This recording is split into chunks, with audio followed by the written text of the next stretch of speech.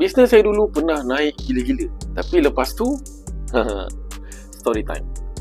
Jadi dulu bisnes saya pun pernah at the highest level lah, okay? Sales masuk macam air, brand pun viral, orang bercakap tentang kita. Tapi isunya bila kita terlalu fokus kepada first purchase, kita tidak sistemkan, kita tak nurture customer, tidak ada plan untuk flywheel kan, bermaksud lagi banyak customer, patutnya makin memudahkan dan makin leverage kita punya bisnes untuk grow dengan lebih mudah. Dan apabila brand saya jatuh, saya mula kaji apa benda yang saya buat tak okey, apa benda yang orang lain pun jatuh tak okey, apa benda lagi brand yang masih gah long term berpuluh tahun buat dan masih lagi ada sekarang ni. Sebab kita kenal je banyak yang dah viral, famous 5-10 tahun yang lepas, dah tak ada dah sekarang ni. Jadi kat situ saya mula nampak yang pentingnya kena ada 5 ciri ni. 5 ciri ni saya panggil P-Press, iaitu yang P yang pertama adalah profitable. Tetapi profitable saja tak cukup, dia kena predictable, dia kena repeatable, dia kena sustainable dan dia kena scalable. Saya ada buat satu training untuk explain 5 ni secara dalam. Anda boleh pergi kat profil saya,